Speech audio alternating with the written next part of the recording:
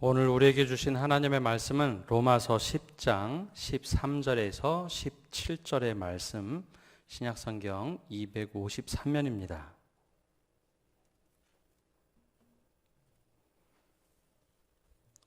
우리 13절에서 17절의 말씀 한 절씩 교독하겠습니다. 누구든지 주의 이름을 부르는 자는 구원을 받으리라.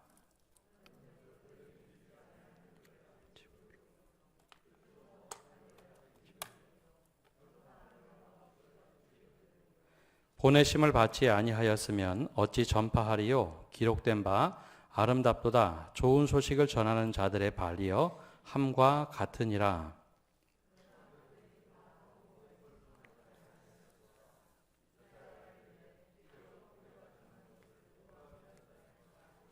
함께 읽겠습니다.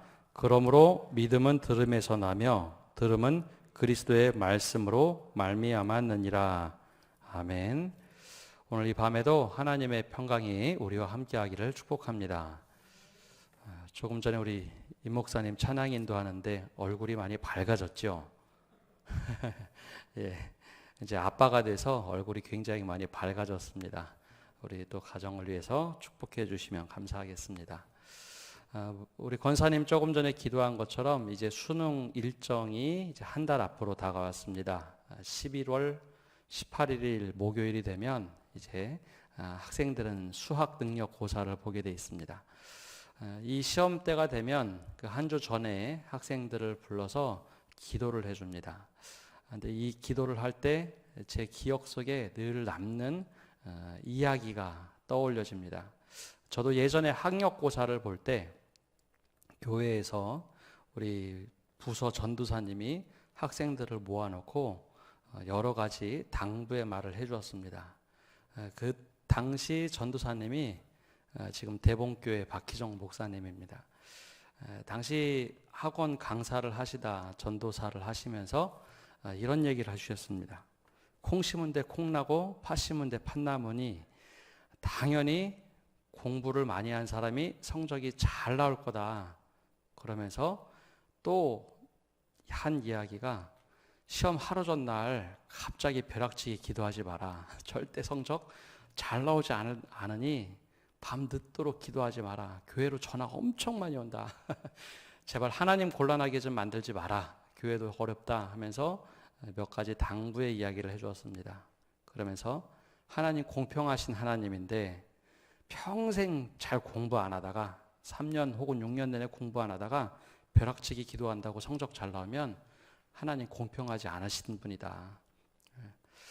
그 이야기가 늘 기억에 남습니다. 그래서 저도 학생들, 특별히 저희 아이도 둘째 아이도 고3인데 하는 늘 기도가 있습니다.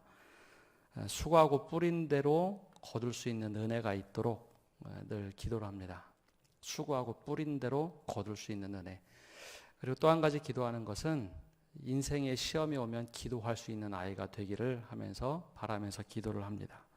성적이 잘 나오고 안 나오고는 본인 노력에 따라서 결과가 나오는 것이지 당일날 기도 열심히 한다고 성적이 더 잘 나오는 것 아니고 또 급한 일이 있어서 그날 엄마 아빠가 기도 안 했다고 성적이 폭락하는 것 아닙니다. 그러나 우리가 그럼에도 불구하고 기도하는 것은 인생에 있어서 가장 어려운 순간 엄마 아빠가 기도했다. 또 너도 이렇게 기도하렴. 이것을 알려주고자 함이죠. 그래서 그것을 놓고 늘 기도를 합니다. 이처럼 하나님께서는 세상을 만드시고 질서를 만드시고 순리대로 이 세상을 움직여 가십니다. 오늘 말씀에도 사도 바울이 굉장히 순리적인 이야기를 합니다. 믿음은 들음에서 나온다. 너무나 당연한 말씀 같죠. 믿음은 하나님의 말씀을 들음에서 나온다. 오늘 바로 이 말씀을 하고 있습니다. 근데 왜 이 말씀을 했는가? 로마 교회도 그렇고 고린도 교회들도 믿음의 토대를 말씀에 두기보다는 체험 신앙에 두는 경우가 많았습니다. 성령의 체험. 성령의 체험을 통해서 기사와 표적이 나타나면 야, 그것이 내 믿음이다. 어떤 또 은사가 확 부어지면 이것이 내 믿음이다 라고 생각을 했는데 그것이 아니라는 겁니다. 믿음의 기초는 말씀 위에 기초를 둘 때 진정한 믿음이 된다라는 겁니다.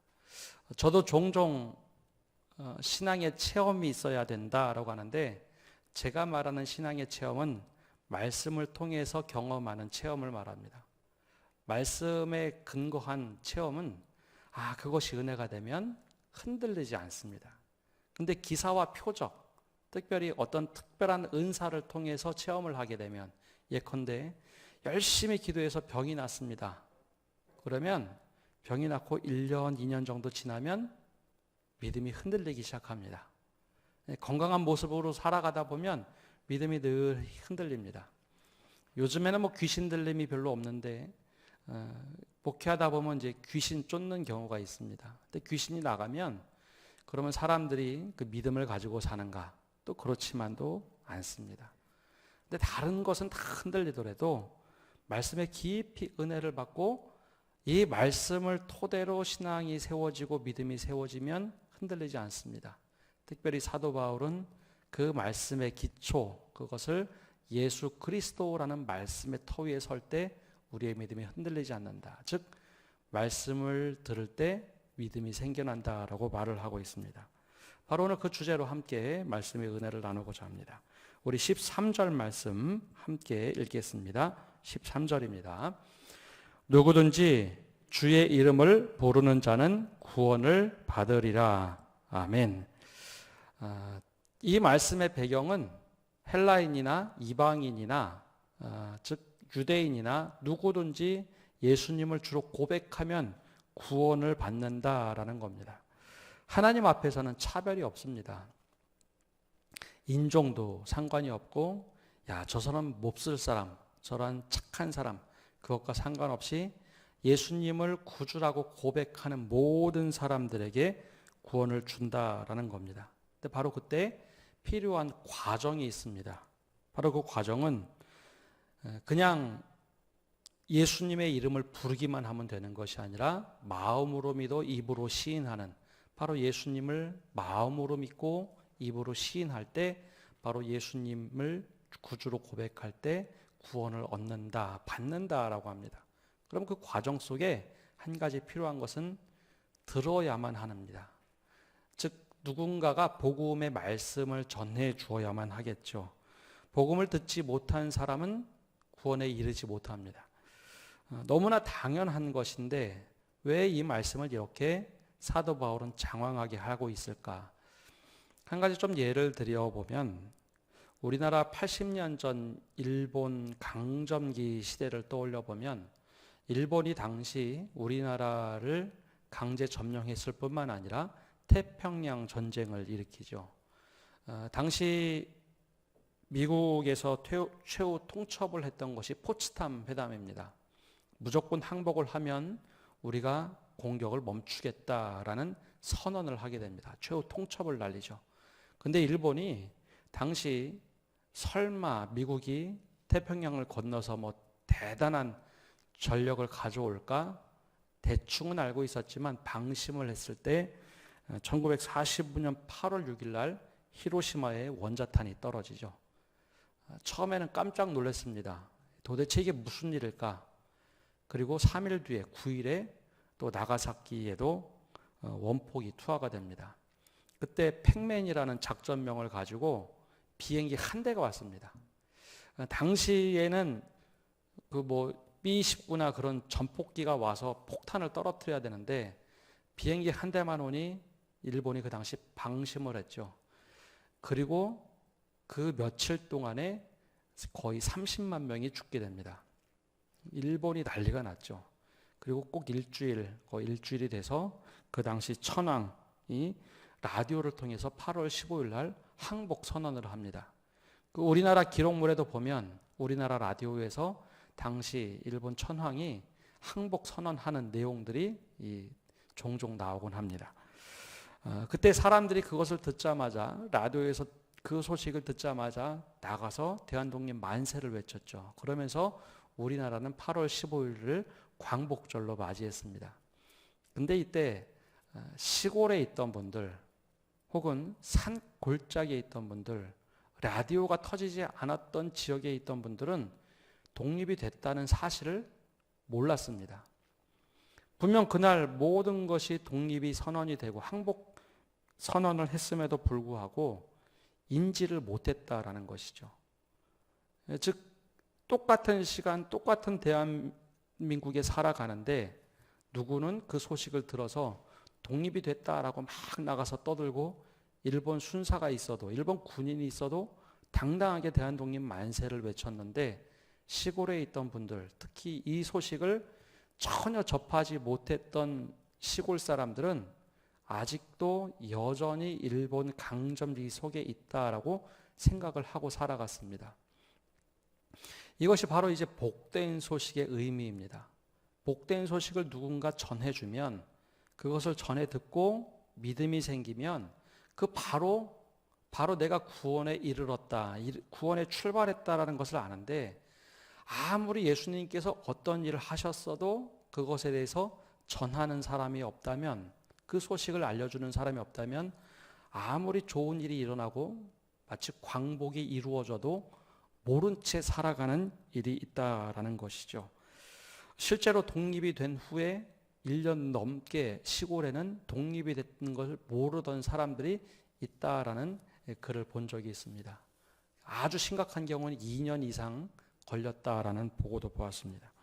복음이 바로 이런 것입니다. 복음은 누군가가 전해 주어서 그 사람이 들을 때 복음이 복음되는 겁니다. 아무리 복된 소식이 있다 할지라도 그걸 전하지 않으면, 누군가 듣지 않으면 그 사람은 여전히 과거 속에서 혹은 죄 속에서 살아간다라는 것이죠.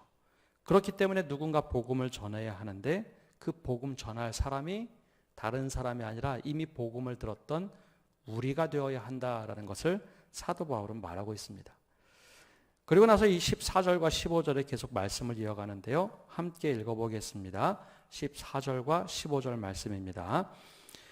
그런즉 그들이 믿지 아니하는 일을 어찌 부르리요? 듣지도 못한 일을 어찌 믿으리요? 전파하는 자가 없이 어찌 들으리요? 보내심을 받지 아니하였으면 어찌 전파하리요? 기록된 바 아름답도다 좋은 소식을 전하는 자들의 발이여 함과 같으니라. 아멘. 그런데 이 복음에 대한 이야기를 말할 때 두 부류의 사람들을 상정을 해놓고 말을 합니다. 다시 일제 강점기로 비유하면, 당시 광복의 소식을 들었던 사람들은 바로 나가서 대한독립 만세를 외치며 우리가 독립되었다라는 것을 기뻐하며 즐겨했습니다.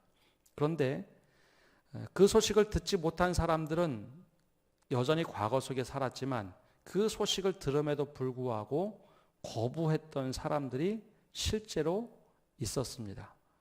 그건 일본 사람들의 경우에도 있었지만, 특별히 조선 사람들, 당시에는 조선이라고 불렀는데, 이 조선 대한제국 시대에도 특별히 능동적인 친일파, 즉 적극적인 친일파였던 사람들은 그날 조선의 독립된 날에 대하여 인정하지 않으려고 했습니다. 우리가 잘 알고 있는 최남선 선생님의 경우에도 초창기에는 항일운동에 열심을 냈지만, 그가 인생의 후반부 1940년 이후부터는 적극적 친일파가 돼서 그 천황에 대한 놀라운 글들을 막 써내려갔습니다.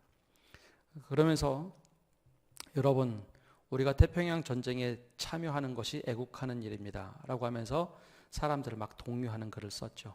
나중에 그 최남선 선생님이 자신의 삶을 돌아보면서 되게 큰 과오가 있었다라는 글을 적으면서 이런 말을 합니다. 나는 조선이 독립될 줄 몰랐다. 절대 있을 수 없는 일이라고 생각을 했다라는 글을 남깁니다. 당시 적극적 친일파의 경우에는 조선이 스스로 독립할 수 없다라고 판단을 내렸던 지식인들이 정말 많았습니다. 우리의 국방력이나 독립군 운동을 하는 걸 보아서는 독립이 어렵다. 근데 갑작스럽게 실제로 예수님이 재림하는 날처럼 갑자기 원폭투하가 되고 천황이 항복을 하며 갑자기 독립이 되었죠. 그날 적극적 친일파들은 실제로 독립이 됐다라는 것을 거부했습니다. 말도 안 될 거야. 잘못된 걸 거야. 그들이 그것을 인지하고 깨닫는데 수개월이 걸렸습니다.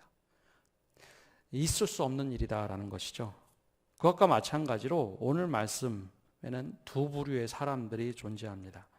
복된 소식이 전해졌는데 그들이 믿지 아니하는 일을 어찌 부르리요. 즉 유대인들은 예수님에 대하여 믿지 않았습니다. 복된 소식이라고 예수님에 대해서 아무리 얘기해도 의식적으로 예수님이라고 부르지도 않았고, 그리고 그들은 믿지 않았습니다. 반대로 듣지 못한 일을 어찌 믿으리요. 전파하는 자가 없이 어찌 들으리요.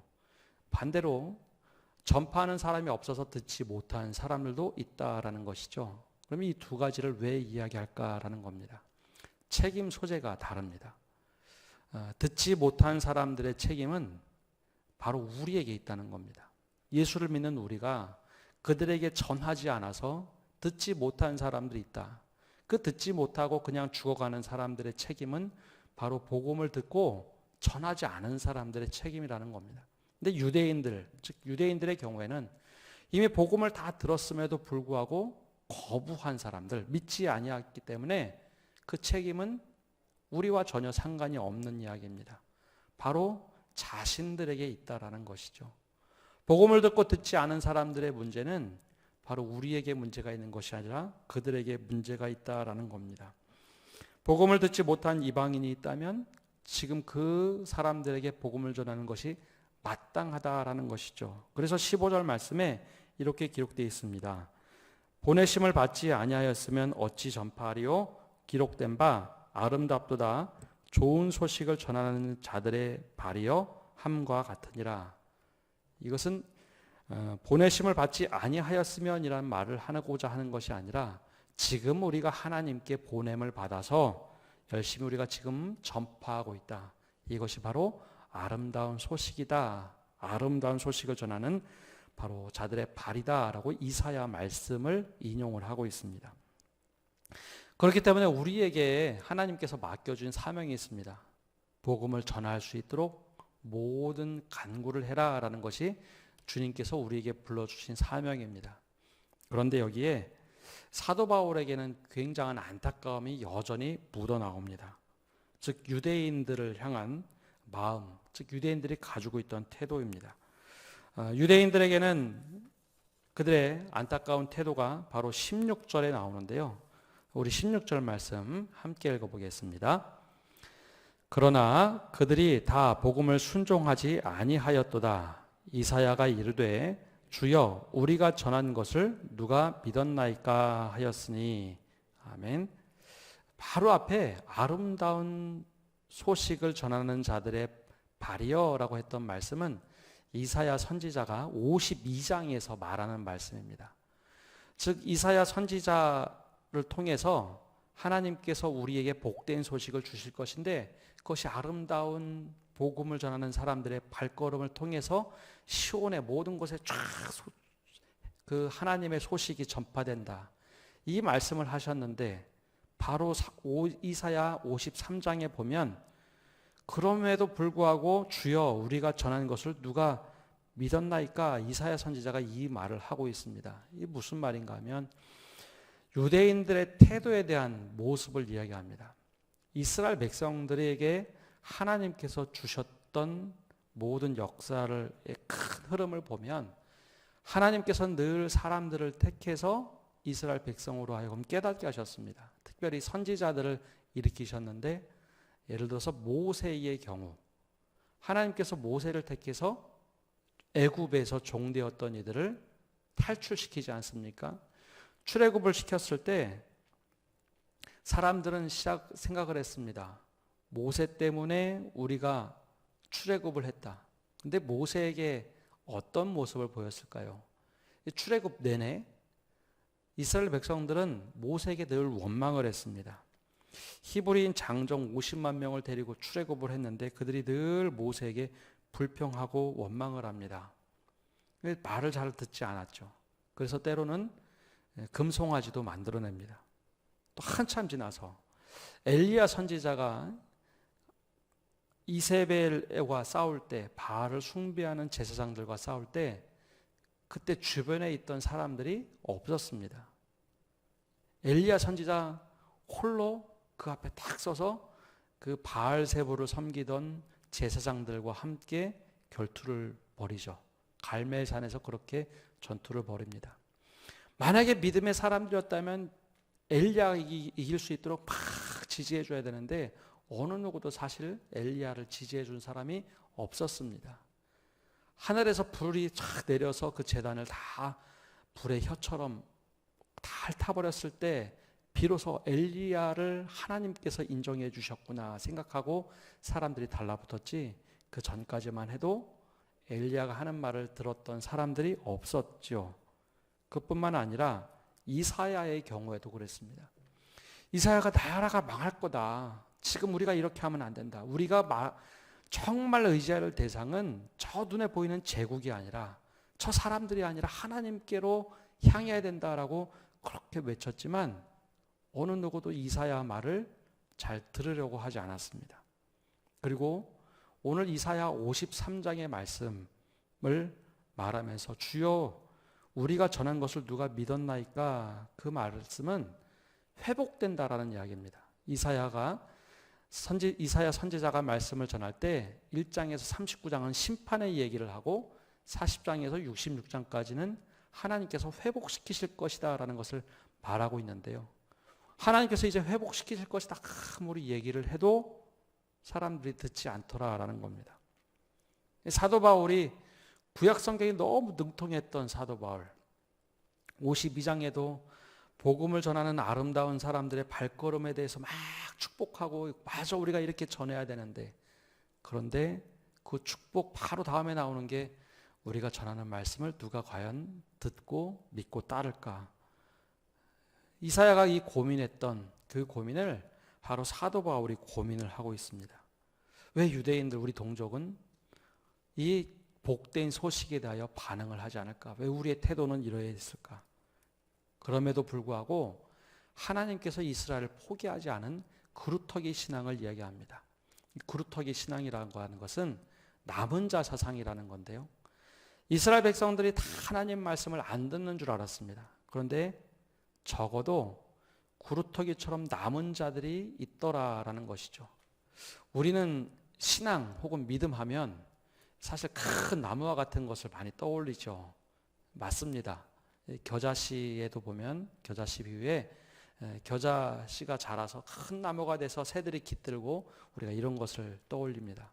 근데 신약 성경과 구약 성경 전체 쭉 흐르고 있는 말씀의 가장 밑바닥에는 이 남은 자 사상이 굉장히 중요합니다.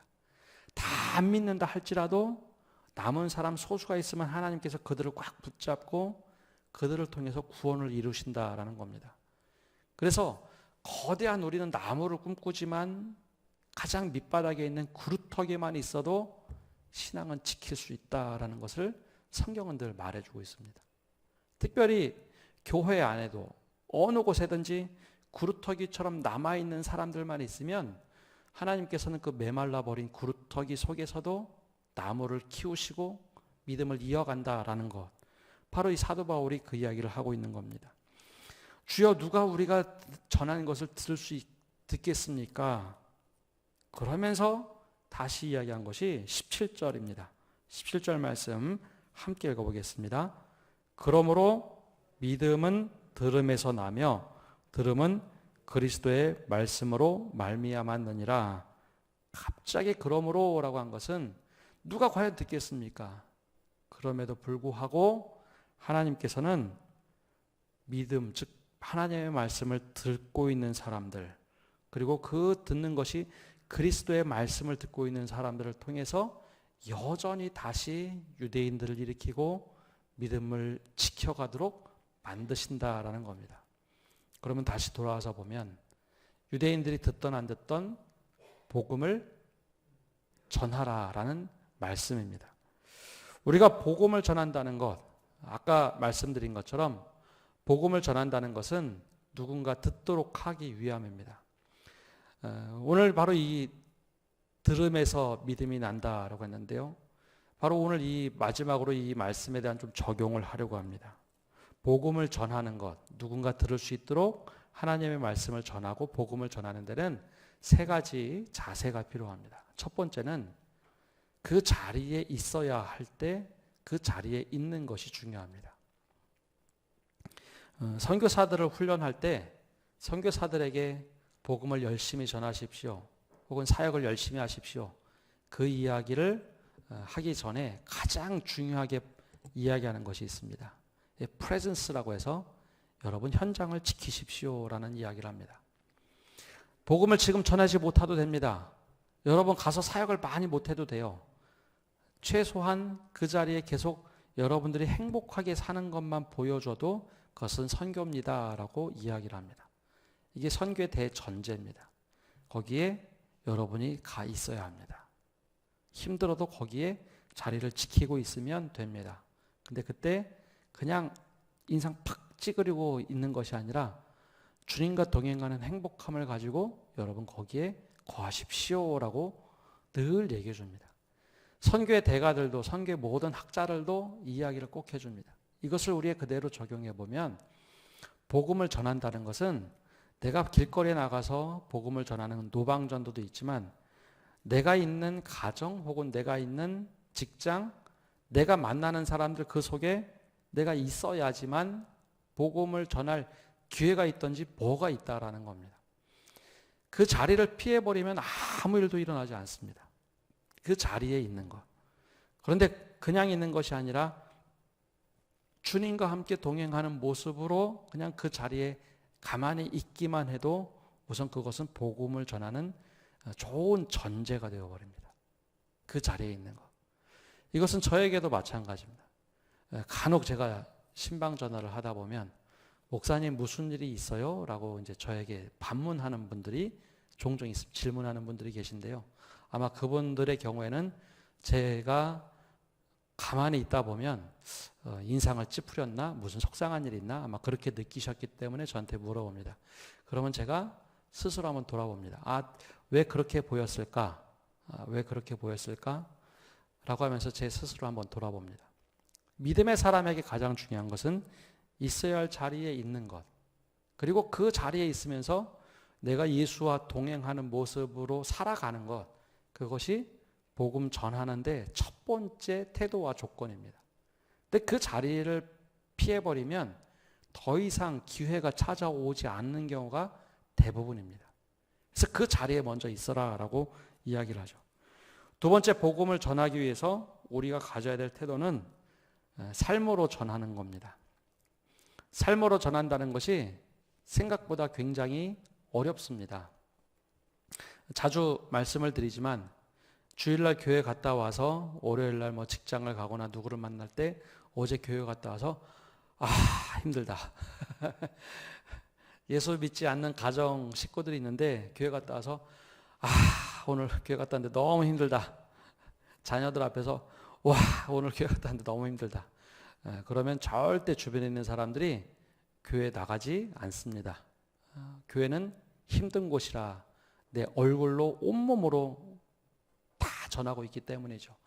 복음을 전한다는 것, 우리가 행동으로 전하는데 우리 온 전신의 몸으로 전하는 것을 복음을 전한다라고 말을 합니다. 실제로 말로 전하는 것보다 행동으로 하는 전달력이 훨씬 더 강하다는 것을 알고 계시죠? 말로 전달되는 것은 실제로 30-40%밖에 안 됩니다. 전달의 내용, 그것만 전달이 되지 감정이나 어떤 모든 모습들은 우리가 얼굴에서 제스처로 행동으로 다 전달이 되기 때문에 복음을 전한다는 것은 행동입니다. 언젠가도 한번 말씀드렸지만 횡성의 도심리라는 아주 깡시골에 가면 거기 도심리 교회라는 오두막집 같은 것이 하나 있습니다. 거기 홍동환 목사님이 목회를 하시는데 원래 교회를 하기 위해서 들어간 곳이 아닙니다. 원래 교회가 아닌 공동체 몇 명이 모여서 그리스도인 모임을 위해서 들어갔습니다. 처음에 그 건물을 짓자 동네 사람들이 난리가 났습니다. 어디 동네 허락도 안 받고 교회를 짓느냐고. 그래서 이거 교회가 아니라 우리가 살 집입니다. 그러자 마을 이장님이 요청을 했습니다. 그럼 이거 허락할 텐데 절대 예수 믿으라 소리 하지 말라. 절대 교회 오라 하지 마라.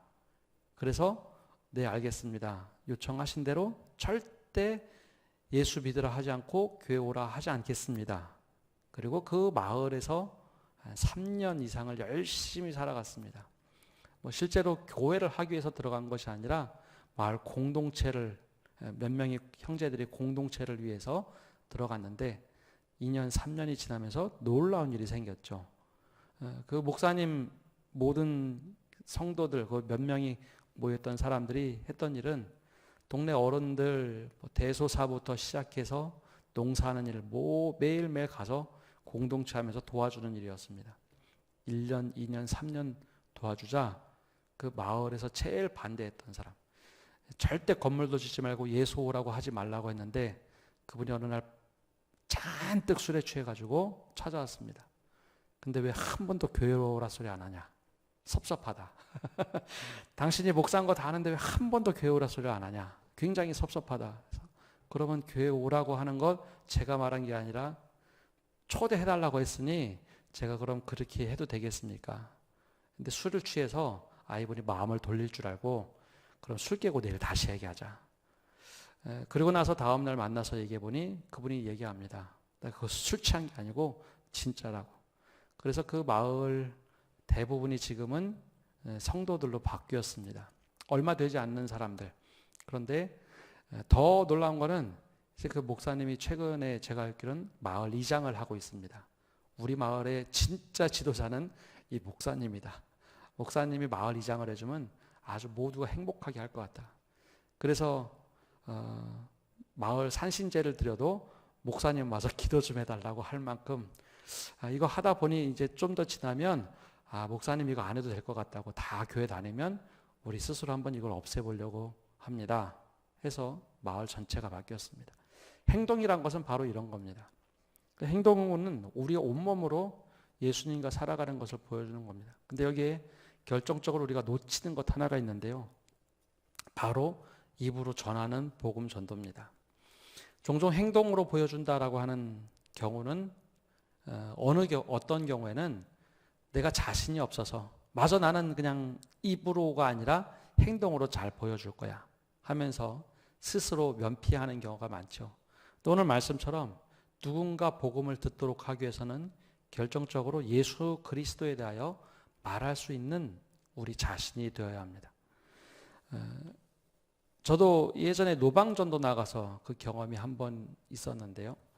노방전도 나갔는데 같이 다 기도하고 두세 명씩 흩어져서 노방전도를 하는데 한 분이 그 벤치 위에 누워서 자고 있었습니다. 아마 잔뜩 술 취했던 모습으로 보였습니다. 그래서 어느 누구도 그분에게 가서 예수 믿으라고 얘기를 안 했어요. 한 2시간 정도 저희가 노방전도를 했는데 근데 2시간 정도 거의 끝나갈 무렵에 그래도 한번 말을 붙여보자라고 해서 그분에게 다가가서 말을 붙이자 그분이 그런 얘기를 합니다. 굉장히 서운했다. 다 말을 붙이는데 왜 나한테는 그 말을 하지 않느냐 하면서 저 이야기를 해주는 이야기를 들었습니다. 다들 가서 뭐 속닥속닥거리고 뭐 얘기하는데 무슨 얘기를 하는지 나 궁금한데 좀 들려달라고. 그래서 복음을 제시하고 가까운 교회를 나가면 좋겠다 했더니 그 얘기 나에게 정말 처음 해줬다라는 이야기를 들었습니다. 나에게 이야기한 사람이 처음이라고. 그러니까 우리 판단에는 저 사람이 교회 신앙을 갖겠어? 저렇게 행동하는 사람이? 우리 스스로 제안해버리면 정작 들어야 될 사람이 듣지 못하는 경우가 있습니다. 우리 주변에 분명히 있습니다. 왜 저 친구는 나에게 한 번도 교회 가자 소리를 안 할까? 왜 한 번도 나에게는 저런 이야기를 하지 않을까? 하는 사람들이 있습니다. 우리가 스스로 판단해서 스스로 제어하고 스스로 저 사람에게는 그 말을 붙이면 안 돼 라고 생각하지만 내심 왜 나한테는 저런 얘기를 한 번도 하지 않을까? 그래서 사도 베드로는 우리에게 소망에 관한 이유를 묻거든 온유함과 겸손함으로 하라라고 말을 합니다. 누군가는 그 이야기를 들을 준비가 되어 있고 누군가 물어보고 싶은데 차마 물어보지 못할 때 꼭 예수를 믿어야 된다가 아니라 왜 교회 다니는가? 뭐가 그렇게 좋아서 교회 다니는가? 왜 주일에 이렇게 어려운데도 교회 다니는가? 요즘처럼 코로나 상황인데 남들 피해주면서 왜 교회 가는가? 이게 비난의 소리도 있겠지만 때로는 뭐가 그렇게 진리가 있기 때문에 교회를 가는가라는 질문을 한다면 그것은 내가 한마디를 듣고 싶다라는 이야기입니다. 그때 우리가 입을 열어서 정말 예수 그리스도에 대한 복음의 진리를 증거할 때 그 사람이 바로 비로소 복음을 듣게 될 수 있다라는 것이죠. 그것이 바로 우리가 복음 전하는 세 가지 태도입니다. 먼저 우리가 있어야 할 자리, 그 자리에 있으면 하나님께서 역사하십니다. 우리를 모습을 통해서 수없이 많은 말씀을 하십니다. 또 우리가 행동하는 모습을 통해서 우리는 여전히 그리스도의 편지를 써가고 있고 마지막으로 입을 열어서 증거할 때 비로소 누군가 복음을 듣고 정말 그 들음을 통해서 믿음이 자라갑니다. 그때 주저하지 마십시오. 거절감은 늘 있습니다. 거절할 때도 있고 때론 욕할 때도 있습니다. 근데 거절감은 처음에만 두렵지 두 번, 세 번 지나면 그런 것은 크게 어렵지 않습니다. 근데 여기서 중요한 것은 그럴 때 그에게 그가 복음을 듣느냐 안 듣느냐 그것은 그 사람의 몫이지 우리의 몫이 아닙니다. 그것은 하나님의 시간이고 하나님의 때입니다. 우리가 하는 것은 단지 복음을 전하는 것. 그래서 사도 바울은 동족 유대인들에게 끊임없이 도전을 합니다. 우리 조상 때부터 이사야 선지자 때도 우리 말을 듣지 않았고 하나님 말씀을 듣지 않았는데 그들은 끊임없이 거부했는데 그래도 포기하지 않는 것은 바로 믿음은 들음에서 나며 바로 그 말씀은 그리스도라는 것을 잊지 않고 늘 이야기하기 때문에 바로 그들을 포기하지 않는 믿음 때문에 유대인에게도 하나님께서 포기하지 않으신다. 우리가 할 일은 복음 전하는 것이고 나머지는 하나님께서 하신다라는 믿음 때문에 늘 그렇게 전도를 합니다. 오늘 말씀을 마치면서 우리가 한번 기억하며 나가야 될 것. 복음을 증거한다는 것은 나를 위한 것이기도 하며 상대방을 위한 것입니다. 복음을 전하다 보면 내 믿음이 더욱더 자라갑니다. 예수 그리스도의 말씀의 터 위에 서서 자라갑니다. 바로 그럴 때에 우리의 믿음이 더 견고해지는 믿음의 성도를 되시기를 바랍니다. 기도하겠습니다. 하나님, 오늘도 저희가 주님 앞에 나와 기도합니다. 그리고 또 말씀을 듣습니다. 누구든지 주의 이름을 부르는 자는 구원을 받으리라. 모두를 구원으로 초대해 주셨는데 우리가 그 복음을 들고 누군가에게 복음을 전할 수 있는 바로 전도자의 삶이 되도록 축복하여 주옵소서. 우리가 있어야 될 자리 지키도록 하시고 그 자리에서 한 발을 뒤로 빼는 자가 아니라 한 발을 더 내딜 수 있는 저희가 되게 하여 주옵소서. 또한 주님, 우리가 삶으로 복음을 증거할 수 있는 저희가 되도록 축복하여 주시옵소서. 무엇인가 부족해 보이고 어리석어 보여도 하나님 주님께서 우리와 동행하여 주셔서 우리의 온몸으로 주님과 함께 동행함을 행동으로 삶으로 보여줄 수 있도록 은혜 내려주시고 하나님의 때에 하나님께서 마음 주셨을 때 입으로 증거하여 복음을 전할 수 있는 저희 되게 하여 주옵소서. 그럴 때 하나님께서 움직여 주시고 하나님께서 역사하실 때 날마다 구원받는 사람이 더하는 큰 은혜 가운데 거할 수 있도록 우리를 축복하여 주옵소서. 이 모든 말씀 예수님의 이름으로 기도합니다. 아멘.